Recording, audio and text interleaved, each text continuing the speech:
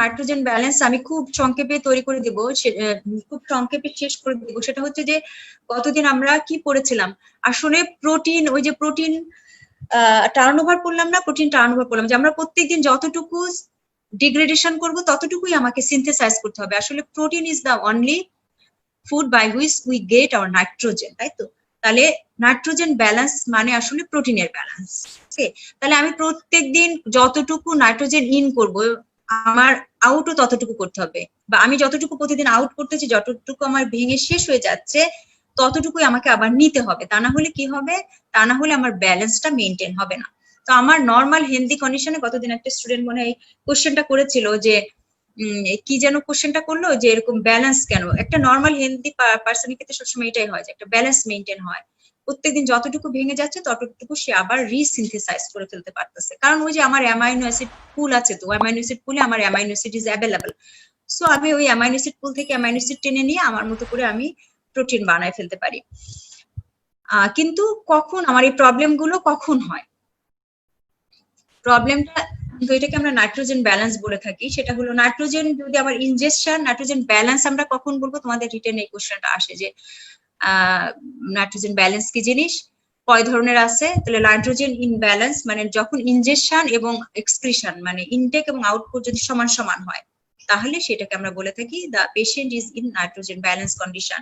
আর nitrogen balance বা nitrogen equilibrium, যেটা আমার নর্মাল হেলদি অ্যাডাল্টের ক্ষেত্রে প্রোটিন সিনথেসিস এবং প্রোটিন ডিগ্রেডেশন দুটোই যেহেতু সমান সমান, ওই জন্য আমরা নাইট্রোজেন ব্যালেন্স কন্ডিশনে থাকি বা নাইট্রোজেন ইকুইলিব্রিয়াম কন্ডিশনে থাকি। পজিটিভ নাইট্রোজেন ব্যালেন্স কাদের, যাদের protein synthesis is more than protein degradation.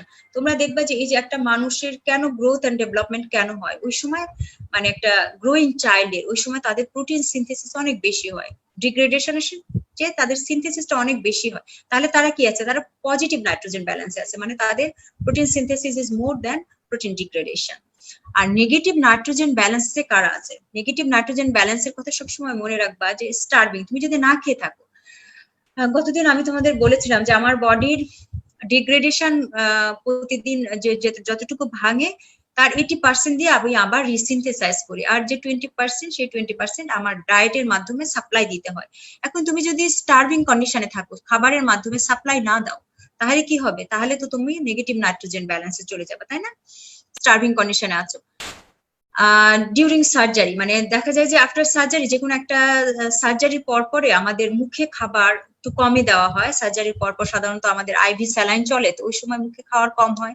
এই কারণে আফটার সার্জারি সাধারণত একটা পেশেন্ট নেগেটিভ নাইট্রোজেন ব্যালেন্সে চলে যায়। ডায়াবেটিস মেলাইটাস একটা সাচ এ ডিজিজ, এখানে এটাকে বলা হয় একটা ক্রনিক ইনফ্লামেটরি ডিজিজ। এখানে নেগেটিভ নাইট্রোজেন ব্যালেন্স এই কারণে হয় যে আমার ব্লাডে অনেক গ্লুকোজ আছে, বাট কি হয়, আমার যদি ইনসুলিন ডেফিসিয়েন্সি থাকে আমার সেলের ভিতরে সেলুলার এন্ট্রি হতে পারে না। এখন সেলুলার এন্ট্রি যদি না হয়, তাহলে সেল এক ধরনের ডেফিসিয়েন্সিতে, গ্লুকোজের ডেফিসিয়েন্সিতে ভোগে, তখন সে কি করে, গ্লুকোনিওজেনেসিস শুরু করে দেয়। এই গ্লুকোনিওজেনেসিস এর one of the most important সাবস্ট্রেটই হচ্ছে গ্লুকোজেনিক অ্যামাইনো অ্যাসিড। তখন কি হয়, আমার বডি থেকে এই যে প্রোটিন ভাঙতে থাকে, প্রোটিন ভেঙে ভেঙে ওই গ্লুকোজেনিক অ্যামাইনো অ্যাসিড গুলো এসে গ্লুকোজ বানাতে থাকে।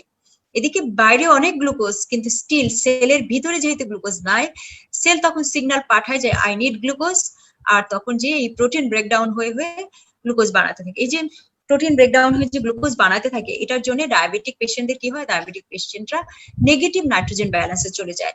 আর ম্যালিগন্যান্সির কারণে কেন নেগেটিভ নাইট্রোজেন ব্যালেন্স এটা বলি, ম্যালিগন্যান্সিতে তোমরা তো জানো যে এটা একটা uncontrol cell differentiation as well as proliferation. ওই সময় তোমার সেল ডিফারেন্সিয়েশনটা হবে আনকন্ট্রোল, মানে তোমার নর্মাল যতটুকু সেল ডিফারেন্সিয়েশন হওয়ার কথা তা না হয়ে অনেক পরিমাণ সেল তৈরি হয়। তাহলে যখন তোমার সেল এরকম আনকন্ট্রোল সেল ডিফারেন্সিয়েশন হয়, তখন তো তার নিড অনেক বেড়ে যায়, ওই সেল প্রত্যেকটা সেলের নিড বেড়ে যায়। যখন সেলের নিড বেড়ে যায় তখন তাকে অনেক বেশি প্রোটিন সাপ্লাই দিতে হয়, তো অত প্রোটিন তো হয়তো আমরা সাপ্লাই দিয়ে পারি না, এই কারণে ওই সময় প্রোটিন ডিগ্রেডেশন তোমার সিনথেসিসের চেয়ে অনেক বেড়ে যায়। এইসব কারণে এই কন্ডিশন গুলোতে একটা মানুষ টিবি হচ্ছে টিউবারকুলোসিসটাও একটা ক্রনিক ইনফ্লামেটরি ডিজিজ। এখানেও দেখবা যে টিবির পেশেন্টকে তোমরা কখনো দেখেছো কিনা, ওরা অনেক শুকায় যায়, তার কারণ কি, তার ওই প্রোটিন গুলো ব্রেকডাউন হয়ে হয়ে গ্লুকোজ তৈরি করে, এই কারণে অনেক শুকায় যায়। আর কোনো মানুষ যদি দেখো যে আনকন্ট্রোল ডায়াবেটিস আছে, সেও কিন্তু সাংঘাতিক রকমের শুকায় যাবে। ম্যালিগন্যান্ট পেশেন্টরা অনেক শুকায় যায়। এটাকে বলা হয় ক্যান্সার ক্যাকিক্সিয়া। ক্যান্সার ক্যাকিক্সিয়া নামটা মনে রাখো। ক্যান্সার ক্যাকিক্সিয়া মানে এমন ক্যাকিক্সিক হয়ে যায়, খুবই শুকায় যায়, এই যে ক্যান্সারের কারণে। ম্যালিগন্যান্সির আরেকটা নামই হচ্ছে ক্যান্সার। আমি একটা সামারি, সবকিছুর সামারি এটা আমি তোমাদেরকে স্লাইড যেটা দিব ওটার ভিতরে দিয়ে দিব, তোমরা দেখে নিও। All this are references. তোমাদের কোনো